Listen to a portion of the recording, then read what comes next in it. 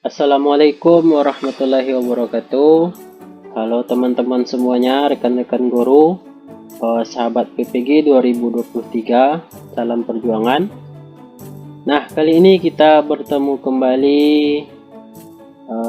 akan membahas tentang soal-soal pedagogik bagian kedua. Tepatnya kita akan membahas tentang teori belajar. Di video sebelumnya kita sudah belajar atau membahas tentang perkembangan kognitif. Sekarang kita akan belajar tentang teori belajar. Karena soal-soal ini sering keluar ya, jadi kita bahas dan kita pahami. Langsung saja kita ke soal yang pertama. Adanya perilaku yang muncul atau tampak sebagai hasil dari proses belajar mengajar merupakan pendapat dari teori A. Konstruktivisme, B. Behaviorisme, C. Kognitif. Kita coba dulu bahas satu persatu. Kalau konstruktivisme ini biasanya di soal itu ditandai dengan membangun. Siswa itu aktif membangun pengetahuannya sendiri gitu kan. Kemudian yang behaviorisme. Nah, behaviorisme ini tentang stimulus respon ya. Dan juga belajar itu hasilnya adalah perilaku gitu. Jadi untuk soal yang ini sangat cocok jawabannya, yaitu behaviorisme. Adanya perilaku yang muncul atau tampak sebagai hasil dari proses belajar merupakan teori dari behaviorisme. Kemudian untuk kognitif biasanya tentang asimilasi, akomodasi, dan ekuilibrasi. Kemudian humanistik ini tentang bagaimana memanusiakan manusia gitu. Itu tentang humanistik. Jadi untuk soal ini kata kunci yang bisa kita pakai adalah ini, perilaku yang muncul. Jadi dalam teori behaviorisme adanya perilaku sebagai hasil dari proses belajar mengajar. Kita lanjutkan ke soal yang kedua. Guru tidak mentransfer pengetahuan kepada siswa. Dalam hal ini, guru hanya bertindak sebagai pengatur agar berjalannya proses membangun pengetahuan oleh peserta didik itu sendiri. Pendapat ini merupakan ciri dari teori A. Konstruktivisme, B. Humanistik, C. Kognitif, dan D. Behaviorisme. Nah, ini sekali lagi, ini ada kata-kata membangun pengetahuan oleh peserta didik itu sendiri. Artinya peserta didik yang harus aktif dalam proses pembelajaran. Nah, kalau ada kata-kata membangun, aktif dalam proses belajar mengajar, maka ini merupakan ciri-ciri dari pembelajaran atau teori dari konstruktivisme. Humanistik biasanya tadi dari jelaskan bagaimana memanusiakan manusia, bagaimana memanusiakan peserta didik itu. Peserta didik harus bisa memahami dirinya dan juga lingkungannya. Kemudian kognitif tentang asimilasi dan lain sebagainya. Kita lanjutkan ke soal yang ketiga. Seorang anak memiliki sikap tidak peduli ketika belajar matematika. Suatu ketika guru matematikanya meminta dia untuk menjadi seorang pemimpin kelompok. Sejak saat itu, siswa tersebut menjadi peduli dengan sekitar dan juga pelajaran matematika. Teori belajar yang digunakan guru tersebut adalah A. Konstruktivisme, B. Humanistik, C. Behaviorisme. Nah, kita coba ya. Konstruktivisme jelas salah. Ini gurunya hanya memberikan perlakuan, yaitu menjadikan dia seorang ketua kelompok. Nah, ini menjadikan dia sebagai ketua kelompok ini merupakan sebuah stimulus. Nah, respon yang ditampilkannya adalah siswa tersebut menjadi peduli dengan sekitar dan juga pelajaran matematika. Nah, teori yang mengemukakan stimulus respon itu adalah teori behaviorisme. Jadi jawaban untuk soal ini adalah behaviorisme. Jadi dalam teori behaviorisme ini, jika anak diberikan penghargaan, maka anak akan semangat, akan menampilkan stimulus yang akan menampilkan respon yang baik juga gitu. Sebaliknya jika diberikan hukuman, maka anak akan down, responnya akan down gitu. Jadi adanya stimulus berupa menjadi pemimpin kelompok ini, dan responnya anak ini menjadi peduli terhadap pelajaran matematika. Ini merupakan teori behaviorisme. Kita lanjutkan. Aliran ini menyatakan peserta didik sebagai individu pasif dan hanya menerima apa saja dari seorang guru. Pendapat ini merupakan jelas ini konstruktivisme bukan ya. Ini menuntut siswa aktif. Nah, guru di sini hanya sebagai pengatur dalam proses belajar. Humanistik juga bukan. Ini orang berdua ini sangat mirip gitu ya. Menekankan siswa itu harus aktif dalam pembelajaran. Kemudian kognitif juga bukan. Nah, yang lebih tepatnya adalah behaviorisme. Artinya gurunya yang lebih aktif di sini. Gurunya mungkin ceramah atau celoteh di depan kelas, tidak memberikan kesempatan kepada siswanya untuk berkembang. Ini merupakan aliran dari teori behaviorisme. Kita lanjutkan. Upaya peserta didik untuk menemukan hubungan antara pengetahuan yang baru dengan pengetahuan yang telah ada. Pendapat ini merupakan teori A. Konstruktivisme, B. Humanistik, C. Kognitif, dan D. Behaviorisme. Nah, upaya peserta didik untuk menemukan hubungan antara pengetahuan yang baru dengan pengetahuan yang telah ada. Nah, biasanya ini berkaitan dengan asimilasi tadi. Asimilasi, akomodasi, dan ekuilibrasi. Nah, ketiganya ini merupakan proses penyesuaian atau penggabungan informasi baru dengan informasi lama yang telah ada pada peserta didik. Nah, ketiganya ini juga merupakan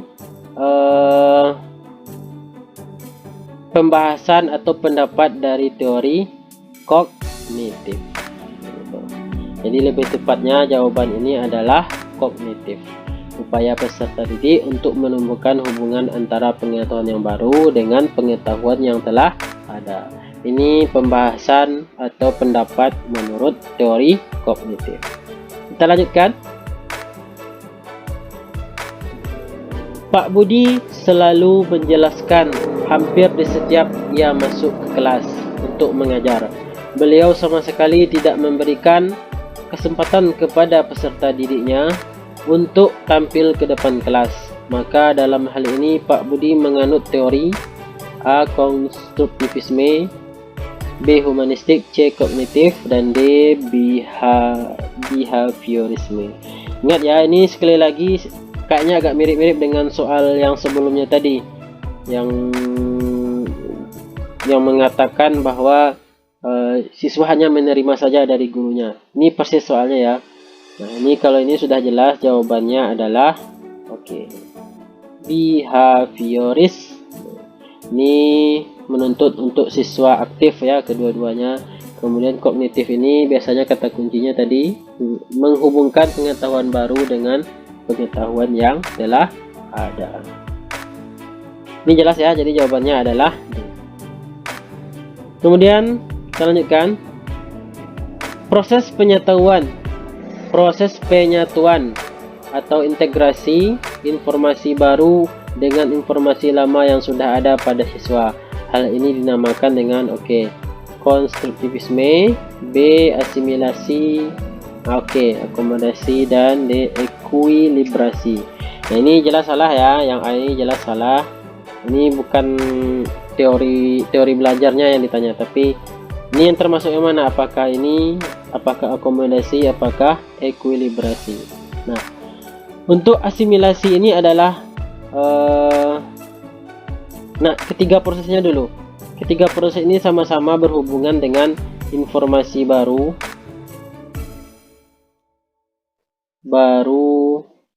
dan informasi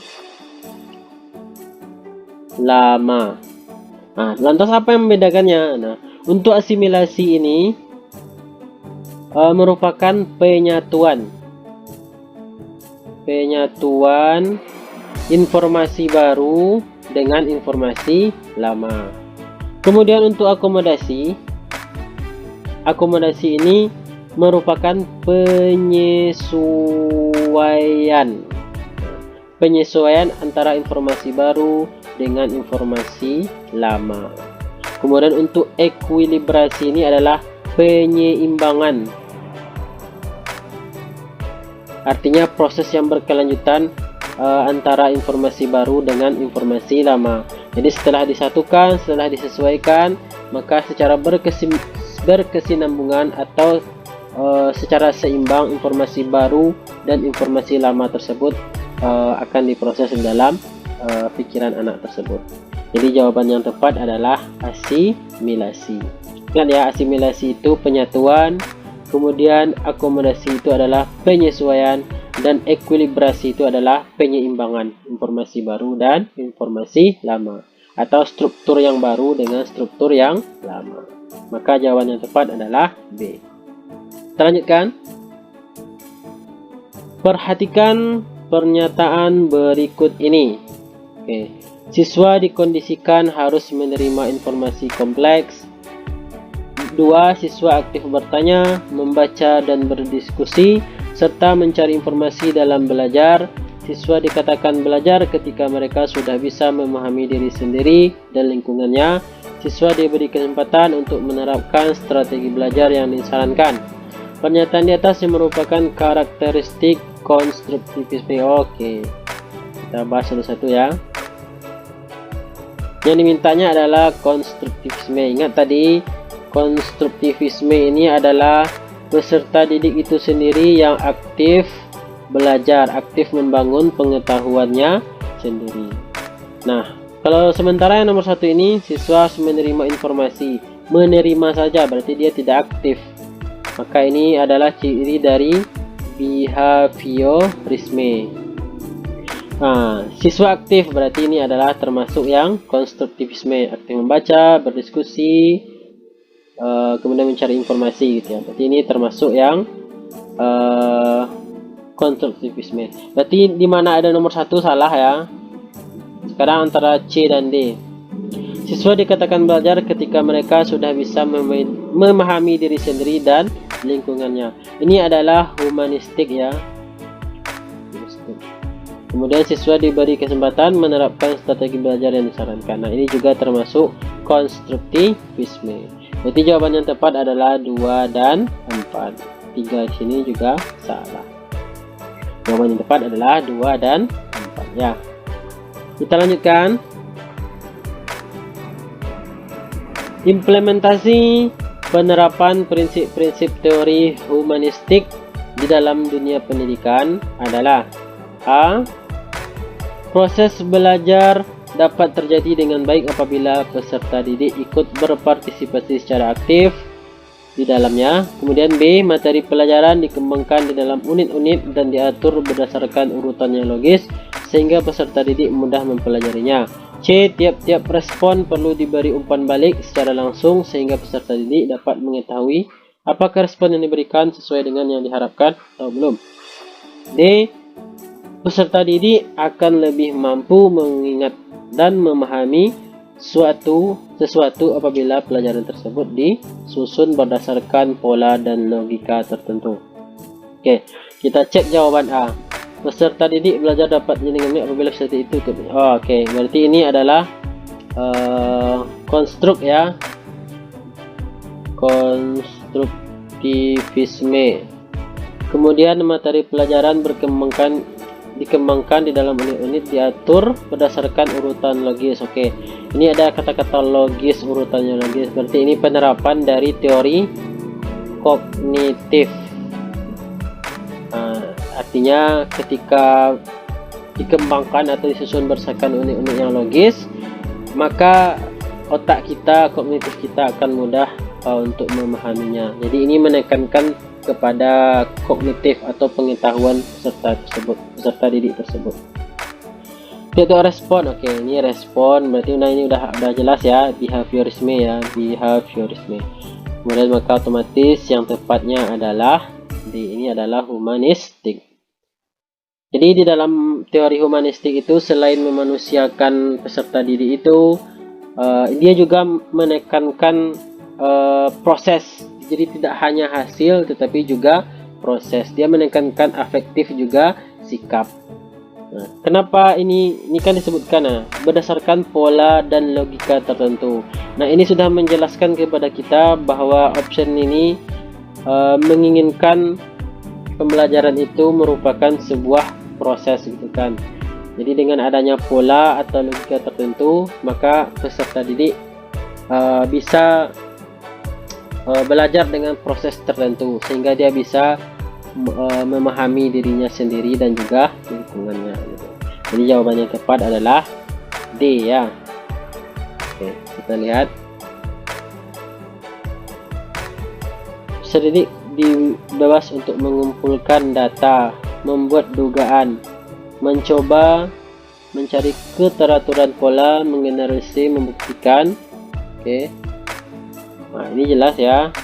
Ini adalah konstruktivisme. Jadi siswa ini mengumpulkan data, mencoba. Ini jelas menginginkan siswa itu untuk aktif. Ini juga salah ya.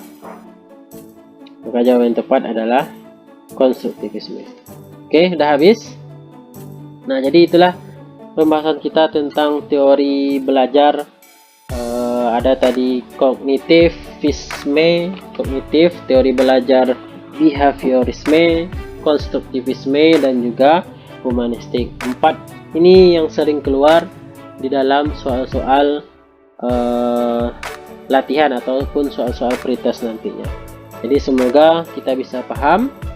Silakan mau membahas apa lagi, kita silakan tulis di kolom komentar. Ataupun jika ada yang ingin didiskusikan rekan-rekan guru semuanya, silakan juga.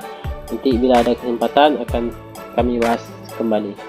Terima kasih atas perhatiannya. Mohon maaf apabila ada kesalahan. Saya ucapkan assalamualaikum warahmatullahi wabarakatuh.